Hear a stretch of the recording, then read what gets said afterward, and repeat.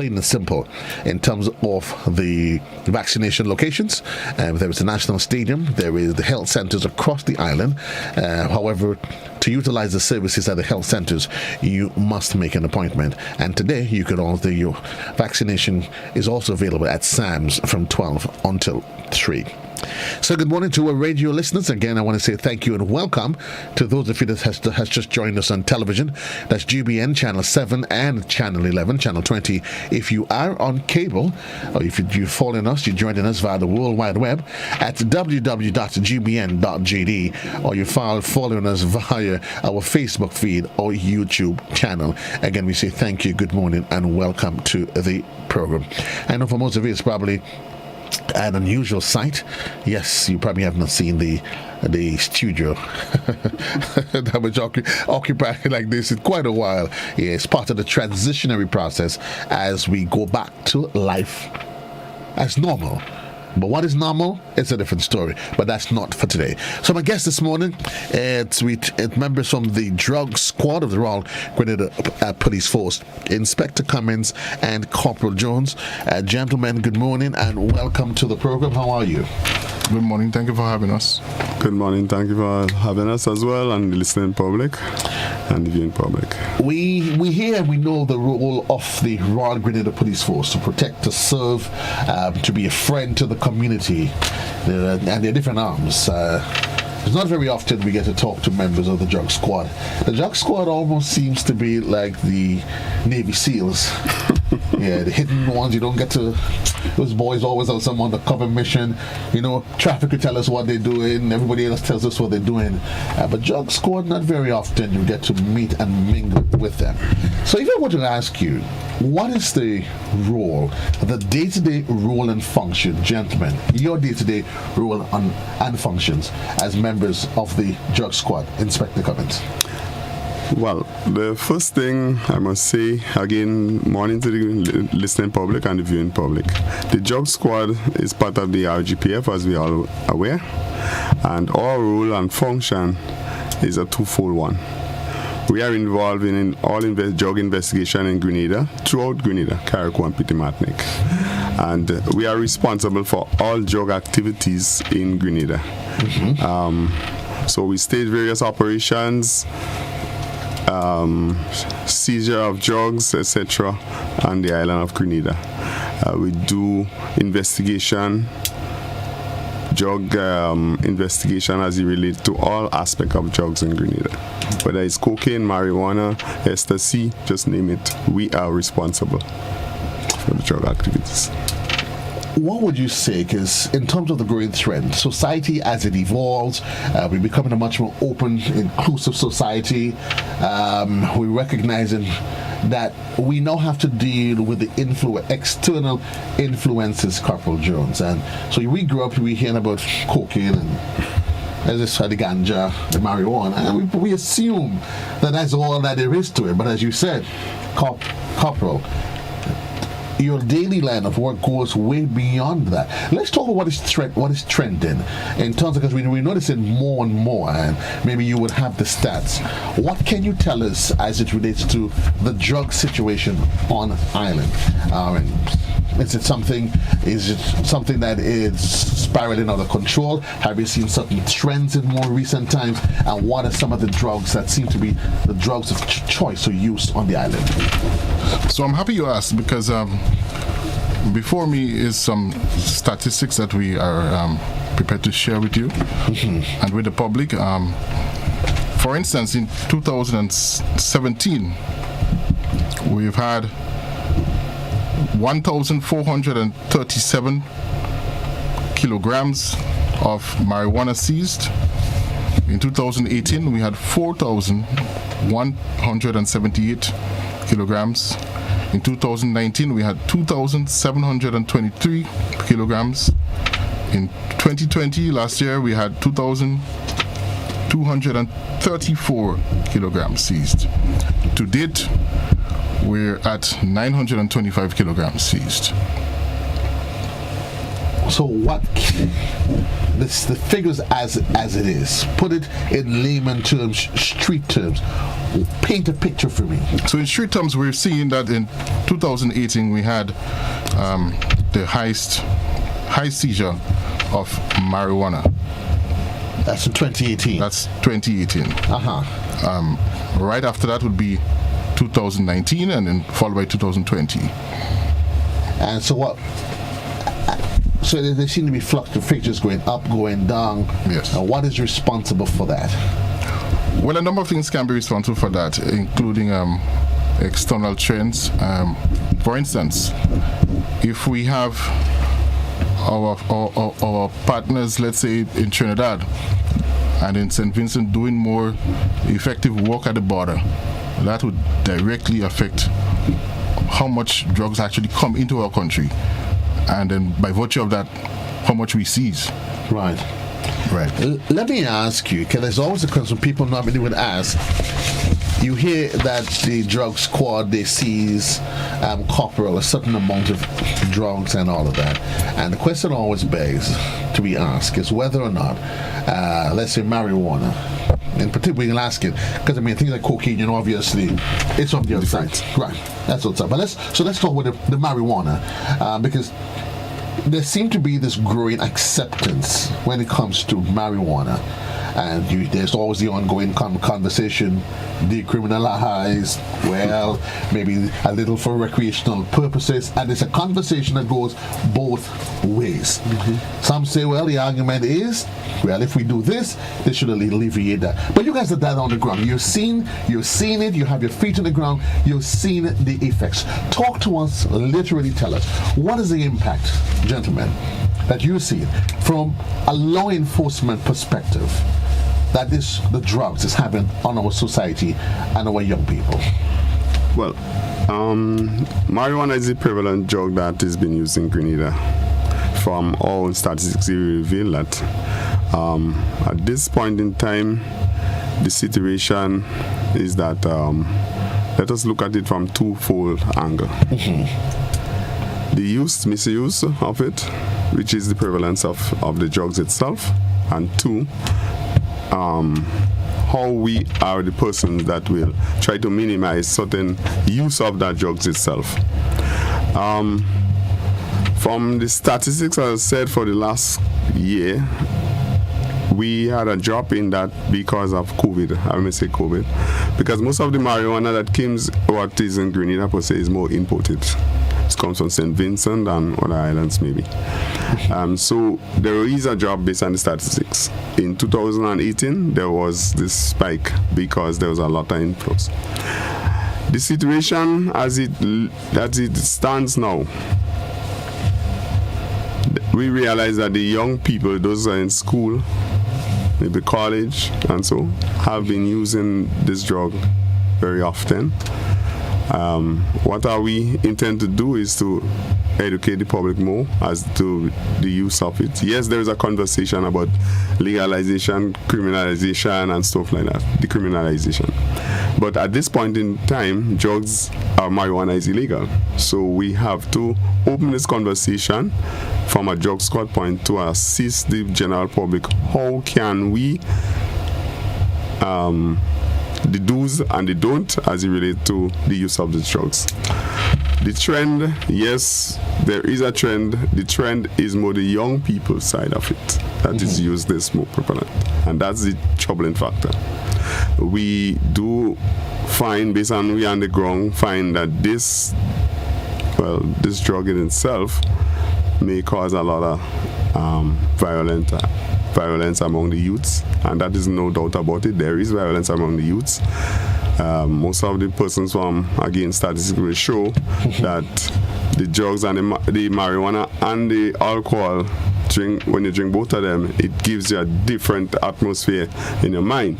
So it creates some form of violence and heated arguments and so. So that's the trend we are noticing. Is it reasonable to assume that the young persons that are involved in marijuana use, the use of cannabis or marijuana, the intent is quite separate and apart from persons in different age group? Or is it that young people are just getting into it because just for strictly recreational, I'm young, let me just enjoy it?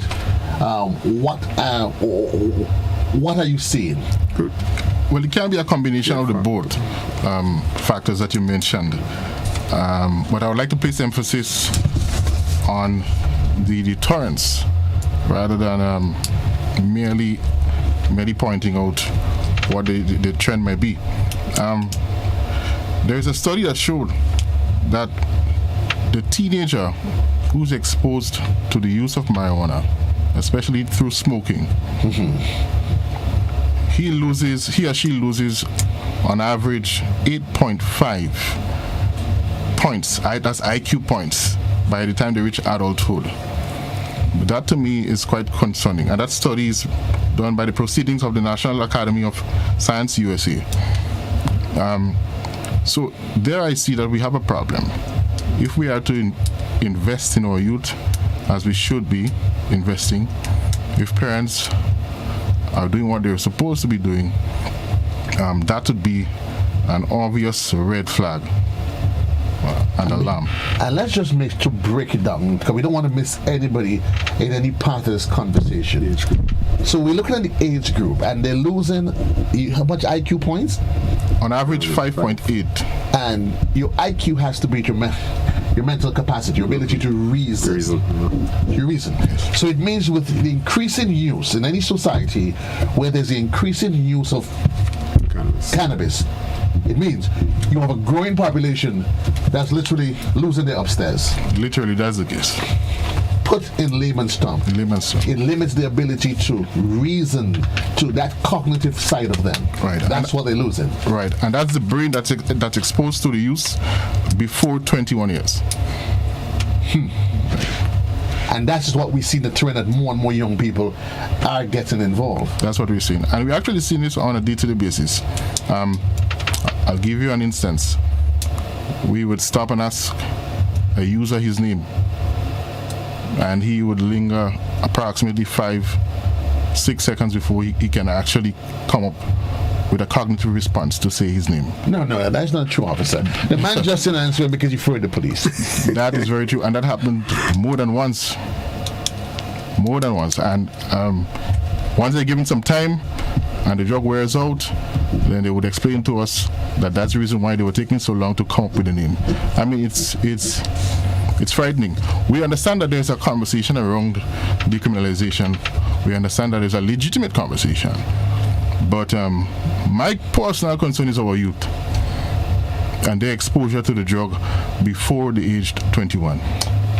And we continue, and I'm not sure if you have specific stats on that.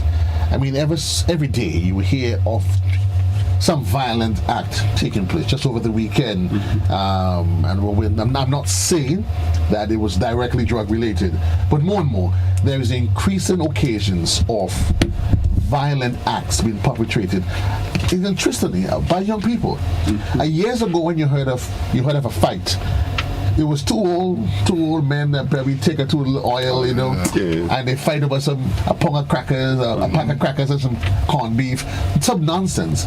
Literally now, but you find it young persons and even the females. I know there is that increasing trend that more and more females are consuming alcohol. Anything you can tell us from your investigations in terms of their use of the drug? Well, to say we have much statistics on that, I wouldn't want to point it out at this point in time because we don't have the direct survey as it relates to this, but we have seriously noticed that the consumption of alcohol among the women is growing on a daily basis. If you look at over the weekends and stuff, you will see the different type of bus parties and things, and it is more women, and all of them is consuming alcohol. There's no doubt about it, and that in itself is worrying as well.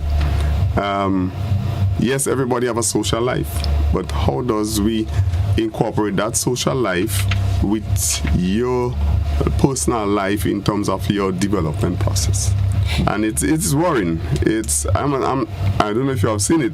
You have seen a lot of bus trips. Well, it's interesting that you're asking me. Only yesterday, a friend of mine, we were speaking about, she told me they have a bus trip, $60 for the bus trip. Exactly. And I'm like, since people advertise a bus trip, a bus trip is normally a group private entity. Exactly. They just jump on a bus trip and they go. Yeah. No, you advertise in the bus trip, and the bus trip comes with this price that includes drinks, this and that. Yes. And that's a fact. New social trend. That is worrying. And that is worrying. Because most of these incidents and then what is taking place, you realize what is taking place. Most of them is involve fighting. Maybe they end up in bad way, and there's a lot of issues that involve in these bus trips and them. So. And I'm assuming that one of the challenges for these bus trips as they are, if they congregate within the town, it makes it easy for somebody to see them when they're on a bus is moving. Less eyes to monitor them, and they go at some rather remote points. Exactly. They go up to the north of the island, and they enjoy themselves. But why are we at that? Because people may say, well, that's young people socializing COVID. And we're not arguing that. People need to socialize. They need to socialize. But let us talk to a parent that is out there in terms of your advice to them if he or she notices that their child or children, corporal, is involved, or they may suspect. How do you suggest they should go up and try and handle that situation? Well, prior to that observation by the parent, I would hope and imagine that there is a good and vibrant relationship between the parent and the child. When that is missing, we have a problem. So it really doesn't matter what efforts the parent would employ. If there's no relationship between the parent and the child, there's a problem. So to begin with, my advice would be to have a good relationship, a healthy relationship with your child, an open one, so that you can speak to the child can speak with you. I'm not a professional in that regard. I'll leave that for the professionals to address, but that would be my advice. Secondly, if in fact there is a healthy relationship between a child and a parent or parents, then I would recommend that you go straight to the point. Explain to the child what you've observed and allow the child to give you a feedback, because there are times a parent can make an observation that's not really sound, So the child also has to have that opportunity to explain his or herself, and if any additional help is required, then maybe they can seek advice from social services as well. We started the conversation with the need to keep our board to manage our borders. And that, of course, is a critical element in that fight. And I know that fight is not just being conducted on a local terrain, but regional and international. Let's kind of expand on that. I know in the heat of COVID, and also in the wake of volcanic activity in St. Vincent, I know that the RGPF has stepped up its surveillance and patrol of our borders. From a drug squad perspective, how successful has that campaign been? Well, that campaign, let me just put it in that perspective. Looking at the borders, say up to the north, Carriacou, Petite Martinique side come down. These borders have been very poorly manned over the years. So we had the commissioner in his good wisdom had seen it to implement a task force up there. Right. And that task force has done tremendous job. There are a lot of seizures in terms of persons crossing the borders without checking with immigration and stuff like that. And I really want to commend this task force in Carriacou that is wholly and solely responsible for control of the borders up in Carriacou. So it stems down from here as well, because if the borders in Carriacou is poorly being manned, the situation will filter down here, and then we have a lot of inlets and bays, which makes it very easy to have access to, so persons could simply get in and so. But since the implementation of that task force in Carriacou, we had seen a drastic drop in the terms of persons coming in illegally and so. So that in itself, we feel that is a tremendous job that the guys are doing up there, and we hope that they continue doing the same thing as well. There's one way of dealing with the problem is, yes, there's the drug squad doing what you do, but you also rely heavily on support from the justice system. We know of a lot of occasions where you hear of backlogs and those sort of different things. How much of a challenge is that in your fight against the use of illicit drugs on the island? Well, the system is that we have what it takes to, in terms of the magistrates and so. They are the ones that will decide and whatever penalty that is given to the perpetrator and so. Notwithstanding that sometimes you're not being pleased, but in everything there's the weighing of the evidence, the balancing of everything and so. There is a new decision that is now being taken in terms of sentencing guidelines and so. So that in itself brings it in a different light. So over the years, we may have not satisfied with some of the decision that is being made by the various magistrates and so. But now, as it relates to sentencing guideline, there is a guideline to what penalty looks like and to come down from that aspect. So it's a little more balanced now in the context of sentencing in relation to drugs and so. Because I'm one of those that believe that sentencing would, if once employed the way it should be, it would serve as a deterrent. I personally am of the opinion that a lot of the faces that you see, they just seem to be like repeat offenders. Exactly. People that's just going through the system over and over. You arrest them, they probably go up, they come back out, and they just go through the system. Yes. It makes it difficult, I mean, for law enforcement as it is, because there's that much that you can do. If you had to go pick up the same guys over and over for the same for the same offense. It's difficult in the context of because these persons see this as money making as well. It's not just like just doing it for favors or so. They are doing it to make an income.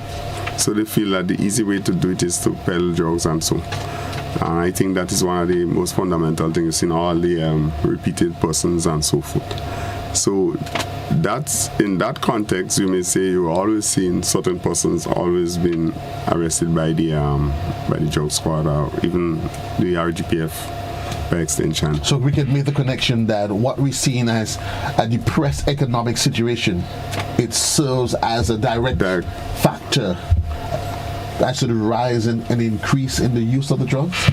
Exactly. And when you look at the young people, for example, sometimes you might wonder where are they getting the money to buy the drugs. You look at, for example, those persons who go to school and those who use it. Are we saying that where they're getting the money from? Yes, the parents might give them some money to go to school, but they might save $10 a day just for their own consumption in terms of the drugs point, to deal with the drugs. So I want to believe they might not have all the monies available in terms of the young people, young persons who do that. But the persons who sells for them are the persons maybe in the lower chain.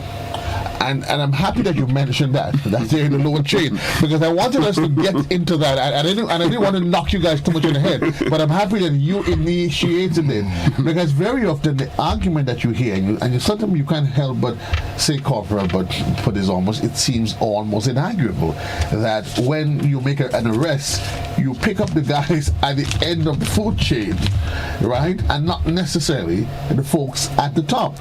And it seems to be almost like that revolving door. You pick up the end users, but not the suppliers. Exactly. Because let's look at a simple example. A boat comes from St. Vincent. Right. The boat is being intercepted by law enforcement. Let us look at the persons who is on that said boat. These persons are not employed. They don't have monies. They don't have money to buy the drugs themselves, because if you go say 200-300 pounds of cannabis come from St. Vincent. Mm-hmm. We are this person who is on the boat getting that money to purchase that cannabis. There must be somebody else above these persons that will send them, for example. And we look at another point. The monies that they don't carry the money. The money has been sent via different sources to get to St. Vincent or wherever the drugs might come from.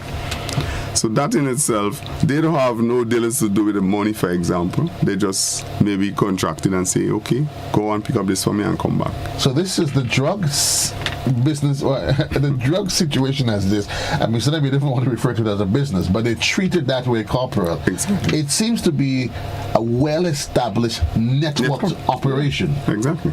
Yes, it is, and it's as you described, very well established, and in some cases very well managed. But the sentencing guidelines that the inspector spoke of does cater for and address the different roles that are fulfilled by different players. So, as it stands, the Eastern Caribbean Supreme Court has these new sentencing guidelines that basically guides judges and magistrates on their deployment of sentences.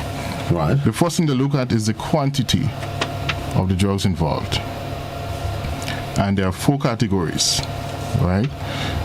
The second they look at is the different roles performed by different persons in a particular network. So we have the leading role, we have a significant role, and a lesser role. So to address what the inspector was speaking of, there are times, many times in fact, that we arrest persons performing the lesser role with the hope that we would eventually get to the persons performing the significant role, and with the further hope that we'll get the persons performing the leading role. There are times when we're successful altogether. There are times when we're not. But the struggle continues, so to speak. And I guess when it comes to, you probably argue, when it comes to the use of cannabis, because of the open perception to it. If you ask a person about cocaine, me, nah, I ain't touching what cocaine will blow my brain. Heroin, boy, you crazy, I ain't touching that. And you ask them, you smoke a ganja? And all of a sudden you would realize they start, it boils down now, the temperament and the acceptance level starts to increase. I guess even that by the general population, even persons that may not be necessarily involved in the drug trade, but the fact that society seems to have a more open acceptance to it, it puts even greater weight on the system. Yeah, it does. And I think that open perception to the particular drug of marijuana could be a long-sitting one, a traditional one. The experts would probably be able to explain why. But as it stands, it remains an offense. The possession or the trafficking or any involvement, it still remains an offense. So until such time, as we said earlier, we are going to diligently enforce the law, bearing in mind that the public deserves a quality of service that we would always give. Let's try and educate, because we're running out of time. We have about 5 minutes left, but not for the purpose of getting anybody into the wise ideas, but to probably get an appreciation as to, because I personally can't see why I don't want to take my time to what they're going to be selling drugs to police to be harassing me, and I can't see it. And I guess maybe I'm at a different place. But we hear the conversation about the street value of the drugs. how does that conversation stand? Who determines the value? Who is it a control something? And I keep wearing, okay, you pick up X, Y, and Z, and I'm like, but how do police know there's the street value of the drugs? I mean, what is it? The police and them measuring this thing, they're selling it for themselves. Well, the street value becomes, is, as he speaks for himself, is what the layman or the man might sell on the street. Right. For example, a raw potion with $5. After you calculate it, you work it out into a different formula, and so the street value normally will be how you establish that drug on the street, for example. So what the layman or the man sells on the street, and then we will work it out into a formula, and then it goes up because into the wholesale part of it. For example, a pound of cannabis. Right. When you calculate the amount of grams you could get to it, then you get actually like a street value. So this is a business. It's a business, and for example, but it's an illegal one. It's an illegal business. And if I also brought in and say, okay, what we have as it relates to estimated street values, as it relates to the following drugs are, for example, crack cocaine. 1 kilogram is $100,000. Cocaine. And 1 gram is $100. 1 pound of cocaine is $45,454. A pound? A pound, yeah. And 1 ounce is $2,840.90, and that is calculated as the rate to the street value. So, right. So that is the street value for cocaine itself. So you understand the business. And for the cannabis, is a kilogram is $4,989.60. Well, 1 gram is $5, as I just said earlier on, and 1 pound is $2,268. And 1 ounce is $141.75. So you see, this is a lucrative business in the context of a lucrative illegal business. And that seems to cater for everyone across the economic spectrum. Exactly. So if you have $5, bro, that's what you can afford. That's what you can afford to buy 1 gram. And there you can understand why there seems to be this ever-increasing challenge of the use of drugs within the school system. Exactly. So we look at it in that context, so you could see what is affordable for the man on the street. But what is not affordable but for how do you treat with the kids? I mean, I was almost about to say that the use of, and I almost want to walk a tightrope for this. And I'm probably being honest about it. Probably be honest. I mean, you go to school and you've noticed the use of alcohol, drugs isn't a new conversation. Yes, let's put it bluntly. It isn't a new conversation. I mean, we all go to school, we see try things. Some of us, we come from a more stable parenting household that you don't dare, or you have better friends to guide you. But how dealing with it? You hear of this, what has become in, especially within certain, let's leave it to the school side. But you hear about it within the school setting. Yes. And as law enforcement officers, how much autonomy do you have to go into the schools and deal and address the situation if you can? But once the matter has been reported, there's no barriers to go and deal with it in school. But you have to do it in a way that is not compromising the whole integrity of the school just the same way. So persons who may be the persons who you recognize are the persons who might be the persons who deal in stuff. You can, together with the teacher or the principal, you could have a conversation with them and the effects of it and what is it will be on the school itself. That might bring the school into the dispute, and persons will say, "Oh, I don't want my child go to that school because that child is a drug-burden school." But from a drug squad point, we had done many education in schools. I know at one time Boca Secondary School was one that had some challenges. We went there a couple of times and did some programs and so. And you turned the corner. And we turned the corner very well with that school and so forth. And we intend to continue doing that because we must not to us from a drug squad point target some of the schools that we know that having this problem. And not just schools, I probably want to add communities. Well, because the schools really and truly is an extension of the community itself. Exactly. So I think while yes, you want to address the school, because dealing with the school children directly is always going to be a more sensitive part of it. So I know many would say what needs to be done is an aggressive campaign that seeks to address the because there's some communities that we know traditionally. You start naming some communities, and fella start going, okay. But at least we're happy that, and as you said, you continue, and I know as a Royal Grenada Police Force, not just the drug squad, but as the Royal Grenada Police Force, and I guess that's where all this part of the sensitization program comes in, so as to be able to win the trust, because I think, I'm assuming that's an important element of winning the fight, being able to get the community to buy in to what is it you guys are doing? Yeah, and I think the parents have a big role to play as well, because some of the factors that have influence factors from the community itself is there is a lack of parental control. And then if that, because for example, you will have your boys being outside all 9-10 o'clock in the night. Right. When they come in, they ask them, well, who you always doing outside, who you was with, and things like that.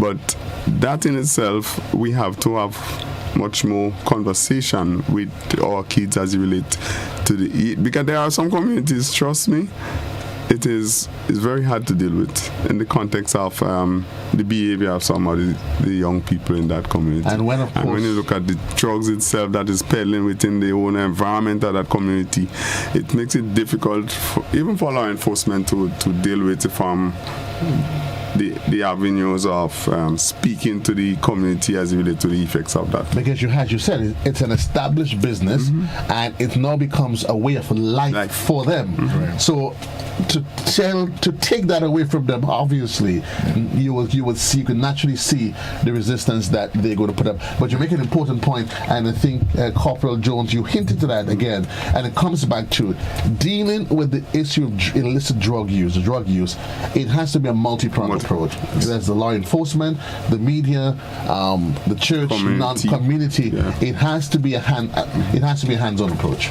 Yes, and I think it's fitting for me to inject here that the law does cater for or provide for the offenses of having drugs within school premises, and in that case, it's within a radius of 100 yards. So any person having drugs within a school premises, within 100 yards of a school's premises, will be found guilty of an offense. The burden of proof being shifted on the person to prove the contrary, right? And the penalty here, we're looking at maximum penalty is $250,000 on an indictable charge and an imprisonment for life. I like the full life. Serious. I like the full life one. I like the full life one. Yeah, I like the full life. Just to butt in there as it relates to the issue of the schools, and from the drug squad point, schools, we pay a lot of attention to the issue of schools, because we know we have arrested a number of persons already close to who is selling drugs close to the school. Right.